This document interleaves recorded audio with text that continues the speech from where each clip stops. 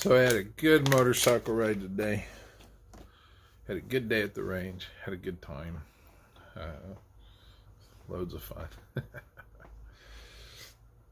Usually have a pretty good time hanging out with Pete, especially when we're riding motorcycles. But I want to do a follow-up real quick on the video that I just posted, the YOLO video. Sorry guys, my stomach's been bothering me. Anyway, I want to do a quick follow-up on that video. Something I didn't say in the video, and I think it bears saying. There is a link in the description below to an article written by, well, it's about something written by Ayoob. If you don't know who he is, go read that article and then go look him up and read stuff that he's written. Guy is a massive expert in the firearms realm. I'm a guy who's interested. I enjoy them. I go to the range a lot and shoot. I've been to some classes. I know some things, but that guy really knows his stuff. He's one of the top experts. He's been an expert witness in dozens and dozens and dozens of cases, in court cases, and his word carries a lot of weight in the realm of law enforcement, in the courtroom, in the firearms industry. If he says, hey, this is a good idea, you're pretty rare that you're going to find somebody who disagrees with him. That being said, back in the day, I was a member of the Firing Line forums, and I got to interact with some pretty cool people there, and he was one of them. Somebody was arguing with him. Somebody was arguing a point with him, and pretty much nobody was agreeing with the guy arguing with him. And he was doing all kinds of logical gymnastics to try to, win the argument. And yeah, he was doing all kinds of logical gymnastics to try to win that argument, and nobody was buying it, and he would not. You could kind of tell the argument had gone beyond the point of he legitimately thought he was right. You could tell he realized, oops, I stepped in it, but he wasn't going to back down anyway. I got to interact in that one and a couple others, and 2 or 3 back and forths with Mossad. That was kind of cool. I really like the Firing Line forums for that. Forums are like a holdover from the bulletin board days of dial-up, But anyway, in the article he talks about, you don't want to use home loads, where you reload ammunition at home for self-defense, and it can throw things in a courtroom. And that article talks about what he said in the book, and it's got some excerpts, I think, if I read that correctly. I remember back in the day reading his take on that, and one of the things he said too is, they could look at the back of the case. Somebody kicks a front door in, you shoot them, the cases are kicked out, the forensics people come in, they pick up the cases, they read the back of the case, and then they base all of their lab stuff off of what that empty case says.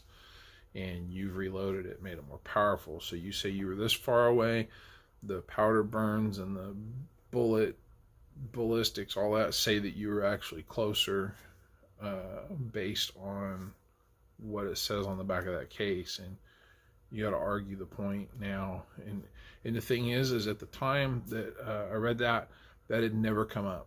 It was just something he said, this could be an issue. This could be an issue. And everybody just, oh, well, Ayoob says that could be an issue. Don't use hand loads because that's an issue. Because he said it could be, it makes sense. It could be, it's one of those things. Could it be? Maybe it doesn't. I don't know. But do you want to be the guy who has to go through the extra steps of arguing that point?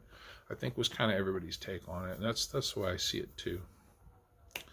So I said in the video that the High Point C9 yeet cannon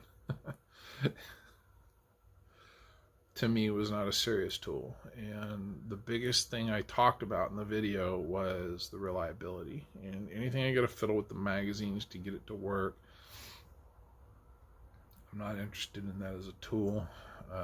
Anything that is going to have those hiccups. And could I smooth all that out? Yes, probably. Did that gun need lube? Yeah, probably. You know, is all of that fixable? Yeah, it probably is. I could use better ammunition. I could clean and lube the gun properly. You know, when I get it home and I'm gonna do all that, I could use better ammunition. I could clean and lube it properly. You know, I could, if the magazine needs fiddling with, I could do that. And would it be reliable? A lot of people are reporting that these guns are very reliable. There's a lot of YouTube videos out there right now that show that those guns are very reliable. You know, we all make fun of them and all that stuff, but my biggest problem with the C9 yeet cannon, you know, is not the reliability issues of the gun. The problem I have is it says on the side of it, yeet. And, you know, we're joking around and we're at the range playing with the gun and, you know, just enjoying a day at the range, really. But just like I don't want to use hand loads and then have to explain in a court where, you know, what happens to me the rest of my life hangs in the balance, and now I've got to explain this extra thing. I don't want to sit in front of potentially 12 people who are anti-gun and, you know, well, what was your mindset when you shot my client's son to death with this thing that says yeet on it? You know, people go and have their guns laser engraved. They have the Punisher skull on it. You know, they've got the Grim Reaper. They've got skulls all over their guns. You know, on the end of the barrel, smile and wait for flash, that kind of stuff.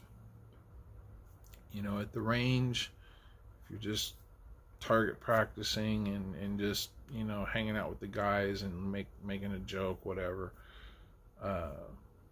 that's one thing, you know, but for a defensive firearm, I just want the thing to be reliable, and I want it to look like a standard out of the box gun.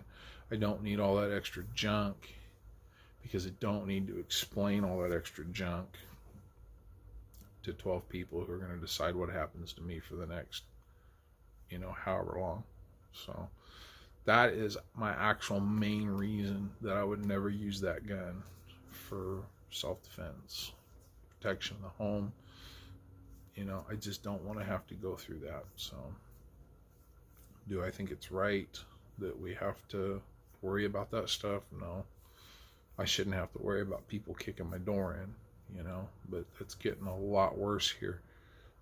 They've waived a lot of the crimes in the state as crimes. They just say, oh yeah, we're just not prosecuting this stuff. And they're letting more and more criminals out early because they can't afford to house them anymore. They're waiving off a lot of crimes. Excuse me, I'm very tired. And the thing is you know, as one of the good guys in this state, going to court and they're going to show the pictures of not the 30-year-old meth head with half his teeth missing and the other half rotting out, who looks like one of the images on one of those guns, the skulls and all that stuff. They're not going to show the picture of that guy. They're not going to show the picture of who broke into your house that you had to shoot. They're going to show the picture of him when he was 13 in his Sunday school best and smiling, you know, mommy's favorite picture of him. That's the picture they're going to show in the court. Those 12 people are going to be looking at you like, why'd you shoot that 13-year-old kid? He's so cute, precious, and pretty, and he's got that beautiful smile. That's what they're going to be seeing. And is that right? No. They should show the picture of the almost 30-year-old meth head. That's the way it should be, but it's not. And then they're going to show your gun with the Grim Reaper on it. And they're going to go, well, what was going through your head when you shot this poor innocent child?